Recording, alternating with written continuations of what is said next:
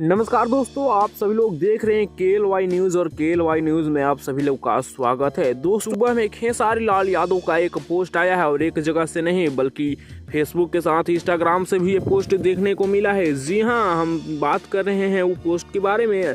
रितेश पांडे बधाई देते हुए नजर आए हैं खेसारी लाल यादव। जी हां दोस्तों, आप सबको बता दें कि रितेश पांडे का जन्मदिन और शादी का सालगिरह भी है और ये दोनों का बधाई देते हुए खेसारी लाल यादव देखे फेसबुक और इंस्टाग्राम के माध्यम से। सबसे पहले आप लोगों को कैप्शन पढ़कर सुना देते हैं।